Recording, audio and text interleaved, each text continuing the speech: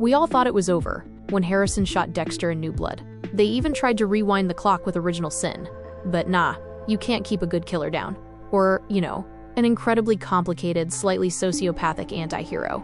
Because Dexter Morgan isn't just alive, he's a Datacita who's found his way to New York City to help his son, while still feeding those urges, of course. And now, Dexter Resurrection has us asking, is this new chapter a case of like father like son, or something else entirely? I got thoughts, questions, and a whole lot of commentary. Let's get into it. So it's been 10 weeks since Harrison pulled the trigger and left his father bleeding out in the snow. Somehow, Dexter's still alive, but not conscious. Not really. He's trapped in a limbo of regret, working his way through a twisted dreamscape crowded with ghosts he can't quite shake. The first to appear is Arthur Mitchell, the infamous Trinity killer, who wastes no time digging into Dexter's legacy. Killing Harrison's mother, he says, might have been what cracked the boy open, what turned him into his father's mirror. As for Dexter getting shot, Arthur frames it as karmic balance. Sometimes we have to go through hell to achieve resurrection, he says. Meaning? You brought this on yourself, but your story's not over yet. That kicks off a grim procession. Miguel Prado shows up next, all righteousness and ruin, claiming Dexter's real mistake was trying to play house, pretending he could live a normal life when death was always the default. Then Harry appears, but his usual calm guidance feels shakier now. Dexter wonders if things would have been better had Harry never tried to save him.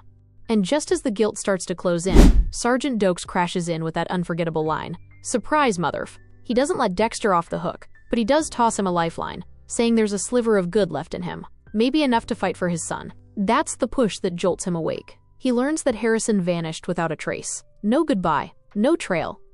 Just gone. Across the city, Harrison's doing his best impersonation of someone who has it all together, working the front desk at a sleek New York hotel, smiling through shifts, trading jokes with guests. On the surface, he's well-liked. Underneath, he's still unraveling. Later, he meets a guest named Shauna, who's lost on her way to a conference. She jokes about how easy it is to reinvent yourself in New York. He nods, but you can see it in his face. He's already tried, and it's not working. That night, he sees Shauna again, barely standing, escorted by a man claiming to be her husband. Something's off. Harrison clocks it immediately. And when he finds out they just met at the bar, that suspicion curdles into dread. He tells himself to stay out of it, tells himself it's not his problem, but then he hears Shauna protest from behind the door. That's all it takes. He storms in, fights the guy, and when the creep smugly says there'll always be more women, something in Harrison snaps. He kills him on the spot, blood everywhere. And the next thing you know, he's doing a Dexter-style cleanup, using tips he clearly picked up from dear old dad. But even with all the meticulous cleaning, one drop of blood remains, stuck to the ceiling tile, waiting to be discovered. Turns out Dexter's method is starting to show its age, because sanitation workers later find body parts dumped in bags by the docks. It's not exactly subtle. Officers Wallace and Oliva show up, and you can tell right away, they're not the kind of cops you can fool. Especially Wallace. She's got this Elsbeth Tascioni kind of quirk, like she sees things most people miss. Probably a genius or something. Dexter's got his work cut out for him. Back in Iron Lake, Dexter is slowly regaining strength, but emotionally, he's stuck in a loop, haunted by everything he's lost, unsure why he's even free. Angela's left town with her daughter, and with the murders pinned on Kurt Caldwell, Dexter's name has been cleared. At least on paper. But ghosts don't stay buried. Angel Batista shows up, smile warm but eyes sharp. He brings up Deb, the Bay Harbor butcher. The stories that never quite added up. Angela thought Dexter was the killer. So did LaGuerta. Angel doesn't say it outright, but the message is clear. This resurrection might come with consequences. Still, he hands over the paperwork. Dexter is legally alive again. But Dexter knows exactly why Angel did it. You can't prosecute a dead man. Later, a nurse mentions a body found in New York, cut up into 9 pieces. Clean, efficient, just like Dexter used to do. And once he hears the victim was a repeat offender who'd slipped through the cracks, the picture becomes clear. Harrison's following the code. Dexter doesn't hesitate. He grabs keys off a recently deceased patient and bolts before Batista can catch up. 4 hours later, he's in the city, standing in the hotel lobby, watching his son. Soon after, Wallace and Oliva arrive at the hotel room. Wallace is already suspicious. It's too clean. But just as things begin to heat up, the show drops something new. On the other side of town, a woman we haven't met, played by Uma Thurman, slips into a strange apartment with the calm precision of someone who's done this before.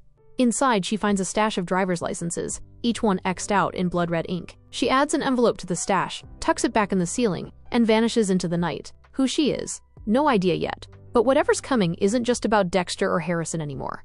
Dexter arrives at the hotel crime scene and, honestly, he's kind of impressed.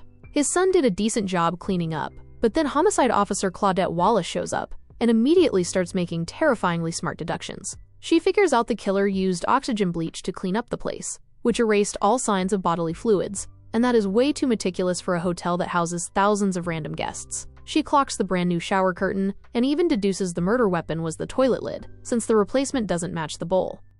Dexter quickly realizes Wallace is good and Harrison was sloppy, so he retraces Harrison's steps and finds the blood lodged in the ceiling.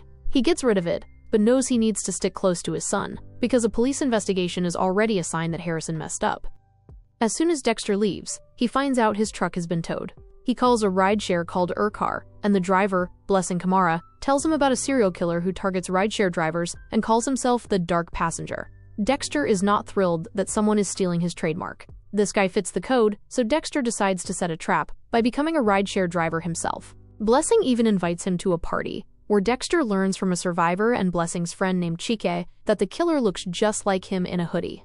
Chike shows Dexter dashcam footage of the killer wearing this crazy hoodie that blinds cameras with infrared lights, so his face never shows. But Dexter spots a logo on his backpack for a cybersecurity company called Bridge Data Network. To become an Urcar driver himself and get a permit, Dexter needs a permanent address. Conveniently, Blessing offers him a vacant basement to rent. Dexter takes the deal, gets a new car, and finally has his permit to go hunting. He investigates the logo and identifies the killer as Ronald Schmidt, noting the lack of a profile picture on the company website. As he's waiting outside Ronald's office, the plot thickens. We learn that Uma Thurman, now revealed as Charlie, who broke into a house and left an envelope earlier, is a middleman for a client who hires serial killers. The envelope she left was an invitation for Ronald, and now with Dexter after him, he's about to walk into a much bigger problem than he realizes, or might just take all of them down altogether. In a huge moment of character development, Dexter spots Ronald leaving work and, get this, Dexter actually tries to save Ronald's next victim instead of just stalking him for the kill. Like, is our boy becoming a vigilante? Ronald freaks out, bolts for the subway, and Dexter tries to follow until some random guy bumps his chest where he got shot and the pain knocks him down. Ronald gets away, and the hunt continues. Wallace is digging into CCTV from the hotel. She sees Ryan with Shauna, the girl he drugged. The cops think Shauna might have killed him in a crime of passion, but Wallace isn't buying it. If Shauna remembers Harrison helped her that night, Harrison's toast. Worse, Wallace is already side-eyeing the bellboy, who's acting strangely and clearly weighed down by guilt, even hallucinating his dead father and the man he killed. If he cracks under pressure, not even Dexter can save him. And just when you thought things couldn't get worse, Batista is sniffing around, asking cops in Iron Lake to track Dexter's old truck. Except Harrison took that truck to NYC and now sells it to his buddy Lance, a hotel valet.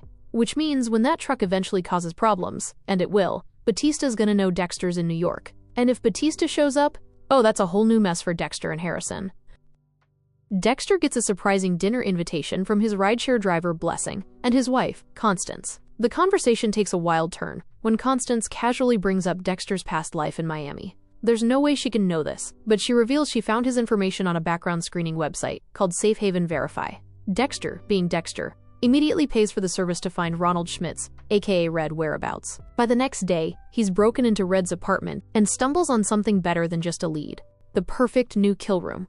The place has no cameras, no noisy neighbors, and thick walls. It's a delicious, ironic twist that his first kill in New York is the very man who owns his new butcher's block. Dexter sets up a blind date with Ronald Schmidt, posing as a customer in need of IT help. He plans to use etorphine vials to immobilize his target, but gets a little rusty and drops the injection. Red attacks him with his signature garrote, but Dexter, being prepared, is wearing an aluminum piece under his sweater to protect himself. He ultimately gets the upper hand and sedates him, dragging him to his new kill room, which, ironically, is Ronald's own apartment. In the kill room, Dexter listens to Red's motive for killing rideshare drivers. His dad invested everything in a taxi medallion. Then Uber-style drivers came along and his father lost everything. Eventually, the man drowned himself in the East River, and Red swore vengeance on every driver he could find. It's a sad story, but Dexter's not interested in excuses. He believes it's all a matter of choice. He's heard 100 similar stories, and he tells Red he's going to kill him. A frightened Red, thinking Dexter is Charlie, spills the beans about an invitation she left with his trophies. This piques Dexter's curiosity, so after stabbing him to death, Dexter finds the letter in Ronald's backpack. It's a dinner party invitation from Charlie's employer for like-minded serial killers, but it has a catch. A thumbprint is required for entry. Dexter, for the first time in a long time, meticulously chops up the body and takes it to an old incinerator to burn. But as the body is burning, it suddenly hits him. The thumbprint. In a panic, he pulls Ronald's arm from the fire and salvages his thumb, so he can crash the party. Detective Wallace is zeroing in on Harrison. She grills him about Ryan Foster's murder, since Harrison was the last one to see him alive. Harrison tries to lie, saying he went to a bar after helping Ryan with Shauna. But Wallace isn't buying it. No cameras caught him leaving the hotel, and her reconstruction of the crime scene makes it look even worse for him. Wallace pressures him, offering a deal if he admits it was an accident. But Harrison refuses to go down for Ryan. Eventually, he cracks, telling her the truth. He never left the hotel. He's been secretly living in empty rooms, because he's homeless. He has a real alibi this time. His coworker, Elsa Rivera, who seems to have a crush on him. He looks after her kid, and it's clear he has a soft spot for her too. The detectives confirm the alibi with Elsa, but Wallace, still suspicious, won't stop her hunt. The trail on Dexter's old truck finally yields results, as Batista gets a call that the truck got a speeding ticket in New York. As soon as he hears this, he immediately puts in his retirement forms. It's obvious he's heading to NYC to confront Dexter and get closure about the Bay Harbor butcher. Dexter, fully prepared with a new thumb skin from Ronald's finger, is picked up by Charlie and arrives at a palatial mansion. This whole shebang is organized by Leon Prater, a successful businessman and philanthropist who, it turns out, is also a secret serial killer groupie. Okay, Tywin Lannister. Prater has a sick collection of artifacts, not just from the usual suspects like Jeffrey Dahmer, but also from Dexter's past, including stuff from the Trinity Killer, the Ice Truck Killer, and even the Bay Harbor Butcher slides he got from a corrupt FBI agent. But Prater isn't just a collector of artifacts, he's a collector of people. He hosts these gatherings so working serial killers can share their skills, methods, and trophies. This is a chance for Dexter to learn about others. The lineup is something else. There's Mia, or Lady Vengeance, who hunts male predators and pairs it with her taste in fine wine. Al, aka Rapunzel, who takes hair as a trophy. He's like a totally normal suburban dad with a very abnormal hobby. Garrett, the brooding Gemini killer, and Lowell, the tattoo collector, who kills and skins people with tattoos he likes. It's a pretty disturbing group, but Dexter feels like he can be himself, sort of. At these gatherings, one person gives a presentation. This time, it's Lowell, who talks about his next victim, a grieving young woman who just lost her dog. As he lays out his plan, it's obvious that Prater's real thrill is living vicariously through their stories, like a dark, gory dinner theater. Dexter is due to present at the next dinner, and while he finds it all disturbing, it's hilarious to see him salivate over the delicious feast laid out, only to realize he can't eat any of it because he's impersonating a vegan. The rules of the group are simple. Do not go after anyone in the group. Problem is, Lowell tells Dexter he's moving his kill up to the next day, which doesn't give Dexter enough time to figure out how to take out these crazies. Dexter can't just sit idle while Lowell kills someone, so he reluctantly swings into action, following Lowell, then using all the tools Lowell intended for his victim on Lowell himself. Lowell doesn't beg, knowing from experience that it doesn't work. Before Dexter finishes the job, he reveals his true identity, because, well, the dead tell no tales. Now, I don't know how Dexter intends to navigate this, given the last person that broke the rules was killed and suspicion is sure to fall on the new guy.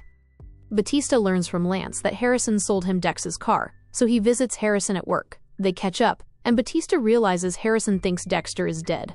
He tries to trick him into revealing more about Dexter. After all, no risk of jail if the guy's 6 feet under, but Harrison won't budge. Elsa walks in as Harrison storms off, and spotting Batista's badge, she assumes it's more harassment over Ryan Foster's murder. She defends Harrison, insisting he had nothing to do with it.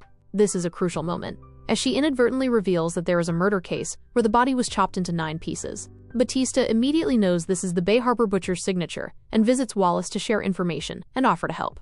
We don't see that exchange, but when Batista comes back to Harrison, it's clear. He suspects the kid is following in his father's bloody footsteps. Harrison, already weighed down by guilt, crumbles further. His attempt at romance with Elsa failed, his life is unraveling, and Batista's words hit harder. Feeling isolated, he decides to end his suffering and turn himself in. Just as he approaches the police station, a hand on his shoulder halts him. It's Dexter, finally ready to reveal himself to his son. After a little argument, Dexter takes his son back to his pad for some father-son damage control. Dexter explains how he survived being shot, and that he's been cleared of all charges, apologizing for the pain he's caused. He brings up Ryan's murder and wants to help, but when Harrison gives him Ryan's watch, something that has been haunting him, Dexter handles it all wrong. He mentions the release after a kill, something Harrison absolutely doesn't feel. Consumed by guilt and seeing Ryan everywhere, Harrison rips into his dad and brings up Batista's visit. He admits he didn't reveal anything incriminating, but points out Batista's manipulation, especially since he never mentioned Dexter was alive. Dexter struggles to get through to his son, who eventually walks away. Unfortunately, while Harrison was having a guilt crisis earlier, he had dialed Wallace, and now she's calling back. He fumbles some excuse about wanting Shauna's number because he's still feeling guilty for not realizing she was drugged. The second he says the word guilty, Wallace locks in. She reminds him he's still a suspect, which gives him cold feet. He bolts out of the station, and it doesn't look good at all. Feeling lonely after seeing how loving Blessing's family is, Dexter decides to call Mia from the killer party. They go bowling before heading out for dinner and drinks. Dexter's whole reason for gravitating toward Mia in the first place was because he thought she lived by a code, only kill predators. She even told him a story about how she started killing to avenge her younger sister, who was assaulted by her mom's boyfriend. At first, Dexter finds it noble, until Mia reveals that, though it started with predators, now she just kills men, regardless of whether they're innocent or guilty, simply because she enjoys it. Dexter's jaw literally drops as he has to pretend everything is Gucci. To make matters worse, Mia suggests they team up for their next kill. And it's happening tonight. Now, how is Dexter gonna wiggle out of this one? He doesn't even like Red's sloppy technique, he doesn't kill innocents, and he definitely can't add another body to the circle right now. Subconscious Harry only piles on the stress by reminding him, "I told you so." He's been against Dexter cozying up to these killers from the jump. Dexter goes along just to keep up appearances but sabotages the attempt with a fake excuse. But even though he stops this particular kill, Mia says it's made her murder-hungry and runs off to do her own thing. She lures a man back to her apartment, but Dexter makes an anonymous call to the NYPD to arrest her. The way he disguised his voice cracked me up. It actually worked perfectly. To top it off, Dexter planted Ryan Foster's watch at her place, framing Lady Vengeance for Ryan's death. But both Wallace and Batista are skeptical, not entirely convinced she's the right culprit. While Harrison is still adamant about not wanting anything to do with Dexter, hearing about Lady Vengeance's arrest and Dexter's attempt to help moves him. He shows up to see his dad, and Dexter now realizes his son is not like him. He doesn't have a dark passenger. He apologizes and promises not to groom him anymore. Harrison, though still scared Dexter's urges will cost innocent lives like Deb and Rita, is moved when Dexter says his love for him makes him want to live more than kill. They finally hold hands. Aw, even subconscious Harry is proud. Hopefully Dexter can stick to setting these people up rather than killing them, but I doubt his dark passenger can let him. We also get a little more info on Leon Prater as he preps for an interview. He grew up in a foster home after a drunk driver killed his parents while he was in the back seat, and the gala he's hosting happens to be on the anniversary of their deaths. While we don't know exactly where his obsession with serial killers comes from, it low-key feels like he either wishes a serial killer had done the job, or he's hiding that he did it himself and is now chasing the high. We also see that Charlie has a sick mom she lies to, pretending she's a third-grade teacher just to keep her worry-free. Then she swings by the prison to check in on Mia. With Mia locked up, Prater's only real concern is making sure she doesn't suddenly turn into a liability. Mia promises to play it cool and not start throwing threats around. Charlie, in turn, assures her that Prater's influence will keep her from rotting in a cell too long. But honestly, with the way these people move, I can't even tell if Mia's getting bailed out or set up to disappear. Blessing's mom, Prudence, passes away after a long-term illness, and Dexter gets invited to the funeral since he's the new tenant. In a moment of classic social cluelessness, Dex almost wears Red's signature infrared hoodie, the one every local knows belongs to the dark passenger serial killer. Thankfully, Harrison swoops in with a last-minute suit and saves his dad from looking like he's about to murder the entire congregation. The funeral itself turns out to be surprisingly helpful for their strained father-son relationship. Dex preps Harrison for a total sobfest, but instead, they walk into a celebration of Prudence's life. The whole experience lets them connect, with Dexter even managing to give a heartfelt speech, complete with some expertly faked tears for good measure. This event also serves as a wake-up call for Harrison. After a chat with Blessing's daughter, Joy, who supports her fiancé's endless failed business ideas, he realizes he can't be a hotel bellboy forever and needs to think about his future. The problem is, college costs money he doesn't have, and he's not about to ask Dexter for it. Honestly though, you'd think Dexter would offer. Between 8 seasons as a bloodspatter analyst and the cash he's getting from Prater's Killer Club, there's no way he's broke. Detective Wallace isn't buying the story that Mia suddenly changed her MO to dismember Ryan. It just doesn't fit, especially after a survivor confirmed Mia said he would be her first kill in New York. To make things worse for Dex, Angel Batista shows up and drops his wild theory. He thinks Dexter is the real Bay Harbor butcher, and Harrison is his mini-me apprentice who killed Ryan. Their plan is simple. Show Mia a photo of Dexter to prove a connection, and explain how he could have planted the watch. But just as they arrive at the prison, they find out they're too late. The other members of the Killers Club got spooked with Mia in jail, so Charlie paid off a gambling-addicted prison guard to stage her suicide. Officially, the case is closed, but you just know Wallace and Batista aren't gonna let this go. They're gonna keep digging off the books, and we all know how well that ended for Dokes. Speaking of Harrison, his own dark urges resurface when he confronts his co-worker's slumlord about the black mold making her kid sick. The guy is a total jerk, and for a terrifying second, Harrison imagines stabbing him in the eye with a fork. The key thing, though, is that he doesn't do it. He later confesses the thought to Dexter, who explains the crucial difference between a fleeting, angry impulse, which Harrison controlled, and the true, compulsive need to kill that defines him. Dex assures Harrison he isn't a monster, further proving that Harrison is just a troubled kid who feels remorse, something Dexter never has. What he really needs is therapy, but let's be real, therapy probably isn't in Dexter's vocabulary. With the police situation handled for now, Dexter targets his next club member, Gareth, the Gemini killer.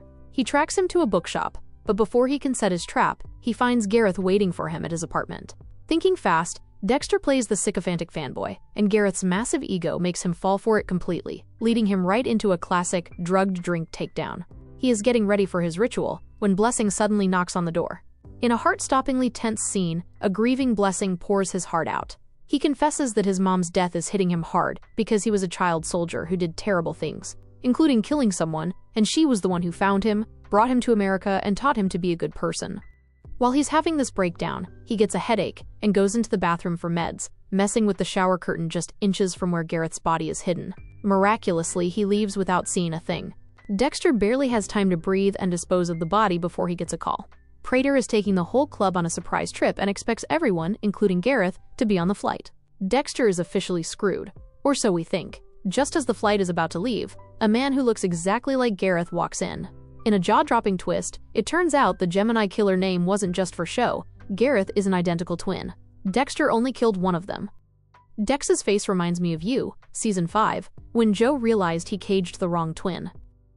Dexter and the killer crew pull up to Prater's mansion, and Charlie thinks it's a terrible idea, but Prater just shrugs her off. They all find out Mia committed suicide, and toast to her memory. Dexter's got his doubts, but hey, the job's done, and he didn't have to get his hands dirty, so he's fine with it. Harrison is feeling good after his chat with Dexter and tells Elsa he wants to get into criminal justice like the Morgan family. He even invites Dexter on a college tour. Dexter is all for it, but first, he has to sit through Al's show and tell, which is literally just Al murdering a defenseless woman on video. Dexter is disgusted and immediately marks Al as a priority kill. Now it's Dexter's turn. Since his code and MO are so different from the person he's impersonating, he decides to talk about his feelings instead, talking about having to wear a mask for everyone, and how his thing is the only time he feels like himself. He even admits he's not sure if he or his dark passenger is in control. Gareth immediately picks up on Dexter not sharing any details about his kills, but Prater is super impressed by Dexter's vulnerability. It makes him comfortable enough to share his own story. And yeah, I got it all wrong. He reveals the hit and run that killed his parents was just the beginning. The man who did it, Cooper Morris, wrote back to a letter Prater sent, admitting he killed them on purpose after a fight with his girlfriend, with no remorse.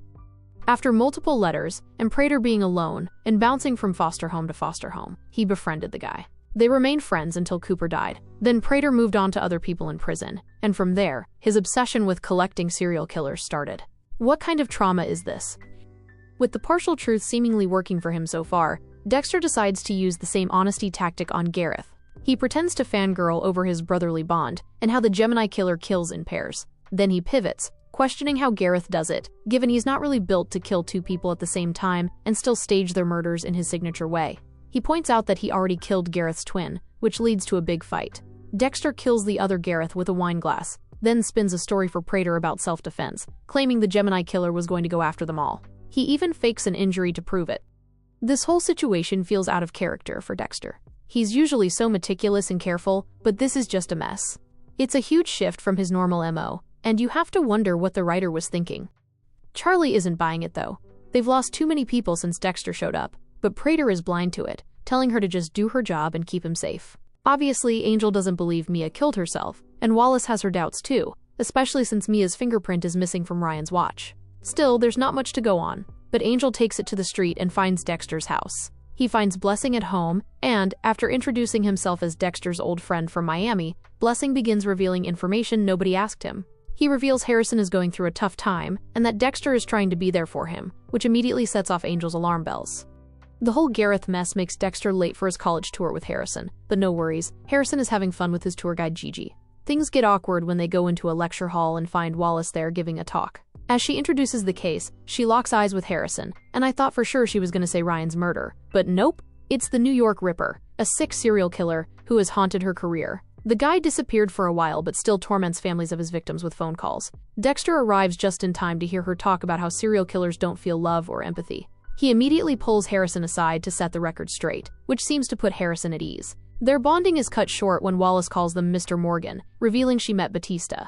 Dexter is totally rattled, claiming Batista is cuckoo.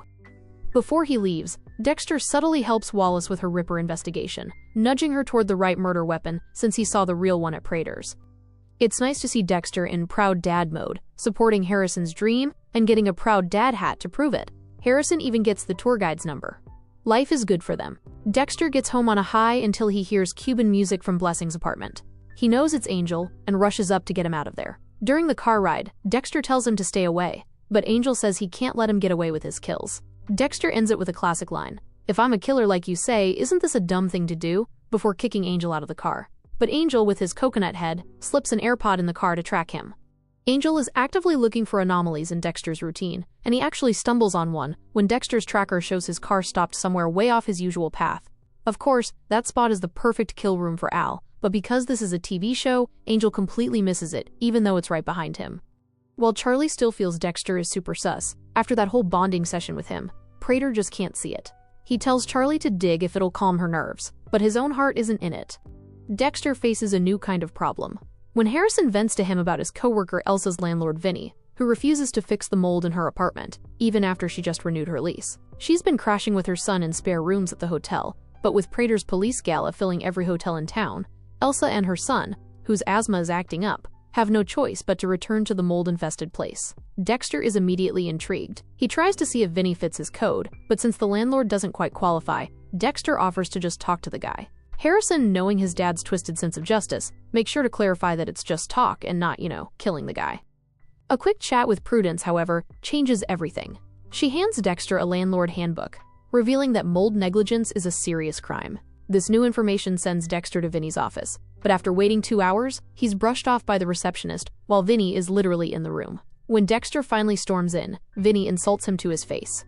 Given his history of neglecting his properties and a seeming disregard for human life, Vinny's fate is sealed. He's officially the next victim. To Dexter's frustration, his original target for the night, Al, skips town early.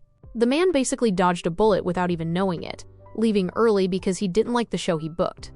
With his dark passenger screaming for a fix, Vinny becomes the perfect substitute. The only problem is Dexter's gunshot wound. He's in no shape to take on Vinny, with the pain in his shoulder. Joy has been helping him with acupuncture, so he calls her over for a session. But Joy is really off her game today. Her dad has been in a mood since his mom died, and Joy's upcoming move with her fiancé for business school has only made him angrier. In an awkward attempt to be human, Dexter mentions that Blessing was a child soldier and that his mom had saved him, a detail Blessing had shared in confidence. It completely backfires. Blessing's family had no idea, and he is devastated. He confronts Dexter, feeling totally betrayed. This really gets to Dexter, making him even more frustrated and angry than he already was.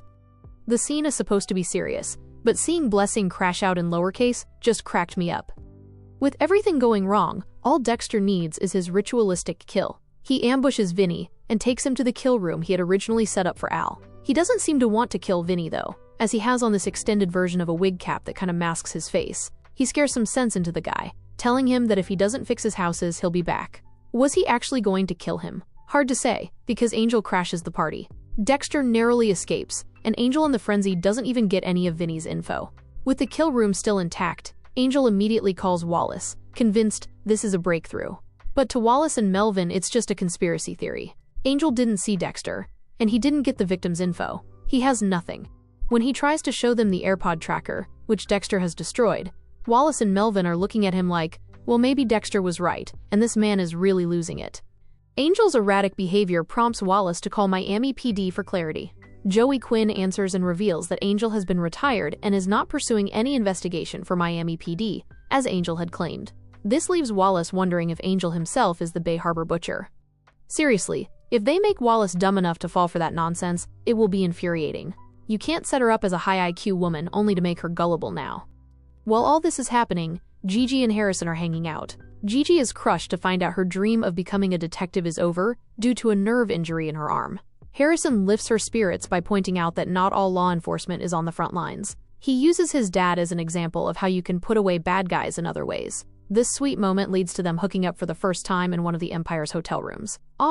Harrison is totally blushing when he tells his dad about it later. He also shares the good news that Vinny is actually sorting out Elsa's apartment. Harrison, knowing his dad's a little twisted, makes a joke about how he didn't just talk to the guy, and they both have a laugh. But the moment is short-lived when Leon Prater shows up and exclaims that he had no idea. Red had a son. Looks like Charlie finally did her job. Dexter is about to burst out of anger, but he manages to cook up a lie to get Prater out of the restaurant, but not before Harrison blurts out that he works as a bellboy at the Empire Hotel. As soon as they're outside, an unknown figure snaps their picture. Dexter warns Prater to back off, but the man just shifts the blame onto Charlie. Instead of retreating, he leans in, fascinated, calling Dexter part of his world and setting up a private meet to get to the bottom of things. As expected, once Prater leaves, Harrison bombards his dad with questions. And with that promise of no more secrets between them, Dexter finally confesses everything, including the fact that he took out the Gemini killer. Harrison is low-key impressed, because apparently that guy was a big deal. What Dexter doesn't realize, though, is that the mystery photographer tailing them is Angel. Dexter luckily manages to slip away from him. Harrison's told to go about life as normal while Dex fixes everything, except nothing is normal. When Harrison shows up for his shift at the hotel, the room request waiting for him is from Charlie. She wastes no time grilling him about Dexter. Harrison tries to spin a half-truth. Dad abandoned him. Painful, but useful. Except he slips up, lets it slide that Dexter's a rideshare driver. And to make it worse, he leaves behind plates and cups with his fingerprints all over them. Rookie mistake. The second Dexter hears about this, he snaps into predator mode. Nobody messes with his son. He breaks into Charlie's place, finds the lifted prints, and even stumbles onto Charlie's sick mother upstairs, which explains a lot. Turns out Charlie isn't just muscle. She's ex-military, decorated, and juggling a sick parent who Prater's been keeping alive with expensive doctors. So when Dexter ambushes her outside the florist, the whole truth spills. Prater owns people by exploiting their weaknesses. Her mother is hers, and now Prater knows Harrison is Dexter's. While I thought Prater actually did not care about digging into Dex, well, it turns out everything Charlie does is on Prater's orders, down to the smallest detail. He's pulling all the strings. Dexter, furious, has no choice but to let her go and focus his rage on the man at the top. When Charlie tells Prater what happened, he's fascinated. He even asks her to show him the mark Dexter left on her neck. After this, Dexter calls Blessing to have Harrison picked up at work and brought to his house. He then calls Prater to move their meeting to his mansion, hoping to put an end to the man once and for all. But while Dexter is plotting, Angel is getting dragged. Wallace chews him out for playing cop in New York despite being retired. She even yanks his badge, but at least she doesn't think he's the Bay Harbor Butcher. On his way out, though, Angel spots a poster for a police gala that Prater is hosting. Thinking the man is in danger after seeing him with Dexter, Angel pays him a visit and spills everything: how Dexter is impersonating Red and how he is the Bay Harbor Butcher. And what does Angel get for being a snitch? Oh, just wait. Dexter arrives at Prater's mansion feeling confident, having only brought a pocket knife for what he thinks is a one-on-one. But Charlie ambushes him, revealing they know he isn't Red. He's Dexter Morgan. Now here's the twist. Prater doesn't want revenge. He wants partnership. He's giddy that Dex is a real-deal serial slayer. He offers Dexter a deal. He'll host parties, and when they're over, Dexter can kill the serial killers, keeping his dark passenger fed to the brim. But first, Dexter has to prove his loyalty by killing the man tied up in front of him, Angel. Angel is a pain, sure, but they have so much history, and he doesn't even fit Dexter's code. So Dexter cuts him loose, but instead of working together to escape, Angel attacks Dexter. In the chaos, Prater is forced to kill Angel himself before slipping away with Charlie and locking Dexter in the vault. Angel dies right there, and Dexter, left trapped and enraged, realizes he's lost another person because of his actions. With Dexter locked inside Prater's vault alongside Batista's corpse, Charlie isn't exactly thrilled that her boss just killed a cop upstairs while half of New York's finest sip champagne at the gala below. But Prater? He's buzzing off the high of his first kill and barely notices. His genius plan is to leave Dexter to rot for 3 days, with Charlie standing guard. Not exactly airtight, but when you're that rich, people tend to nod along no matter how dumb your ideas are. While Prater schmoozes downstairs, Dexter, after a few failed escape attempts, hears Batista's phone ring. He uses it to call Harrison, who's otherwise occupied with Gigi. Whatever happened to Elsa, by the way? Eventually, Harrison picks up. Dad needs help, and conveniently, he's the only one who can provide it. So he calls Lance to ask if that job catering the gala, which he initially refused, is still available. Of course it is. Despite being tasked with serving the most powerful people in the state, the catering company doesn't seem to notice Harrison waltzing around with his phone peeking out of his pocket and an AirPod in one ear, live streaming the mission to Dexter. He needs to get to the penthouse while avoiding the cops. Wallace is there, looking great, and Prater himself. No pressure. Dexter's master plan for guiding Harrison to the penthouse didn't account for Charlie still being in there when he arrived. She interrupts Harrison as he noisily tries to pick the lock and holds him at gunpoint, assuming she has acquired some necessary leverage. But Dexter has some of his own. While snooping around Prater's vault, in between arguing with a vision of his long-dead brother, he discovered a bunch of compromising information that proves, among other things, that Charlie was responsible for staging Mia's suicide. Prater's been keeping blackmail files on all her dirty work for years. This news rattles Charlie, whose real name, by the way, is Charlotte Brown, aka Charlie Brown, especially when Dexter threatens to airdrop photos of the evidence to the cops downstairs. But she doesn't go for Dexter's proposed idea of letting Harrison and himself go free. Instead, she offers to let Harrison go, mostly as a thank you to Dexter for not killing her mother, but insists on leaving Dexter in the vault to die. If he escapes, she promises to track Harrison down, torture him, and kill him. After Charlie leaves, both Dexter and Harrison completely ignore this threat and get to work on breaking open the vault. The show milks this sequence beautifully. Batista's phone is dying, and they only get one shot at the code. Dexter thinks he has it nailed down as the day Prater's parents died, but then changes his mind at the last minute. It's unnecessarily great stuff. The code turns out to be the prisoner number of the man who killed Prater's parents, and just like that, father and son are reunited. Only for Dexter to realize Red Schmidt's thumbprint is missing, which is the only way he can leave Prater's house without going through the crowd downstairs. So he sends Harrison out the way he came, while he works on finding it. You'd think it wouldn't be that hard for Harrison to walk through the crowd and just exit the whole place, but after accidentally hitting a server, which almost brings all attention on him, he gets spotted by Prater, who corners him with a gun. Just as Dexter is leaving the building, having found the thumbprint on Batista's corpse, Prater calls him to return to the penthouse and face the music. High off Batista's murder, Prater thinks he has found his purpose, and now wants Harrison to be his first official kill. Dexter offers himself instead, but Prater won't budge. Luckily, Harrison is still carrying the little protection Dexter gave him earlier, a needle full of knockout juice. Good thing he somehow kept it through multiple outfit changes. Together, they take Prater down before he blows Harrison's brains out. Then Dexter stays behind to give Prater the full Bay Harbor butcher treatment. Prater's not so tough anymore as he begs for his life, promising Dexter generational wealth and more. Bro, shut it! Prater doesn't even get the privilege of a blood slide. Dexter doesn't care to remember him at all. After dismembering Prater and cleaning up any evidence that he was there, Dexter deliberately inputs the wrong vault code to trigger the alarm and summon the cops, while using Prater's severed thumb to slip away. Wallace, whose impromptu rendition of the Staying Alive dance is one of those totally unnecessary inclusions that I'm so glad was there, finds a treasure trove of incriminating evidence against Prater, Batista's body, and finally learns the identity of the New York Ripper. And yeah, it's not her partner like some people speculated. In the end, Charlie, having broken her employment with Prater, runs off with her mom, and Dexter slips away on Prater's luxury yacht, a few sacks of body parts and folders of future targets in tow. He has Harrison, Blessing, his family, and most importantly, his urges. He's not looking to change anymore. He's happy being Dexter Morgan. And honestly, why not? That's it on Dexter Resurrection Season 1. What did you think of the season? Drop your thoughts in the comments.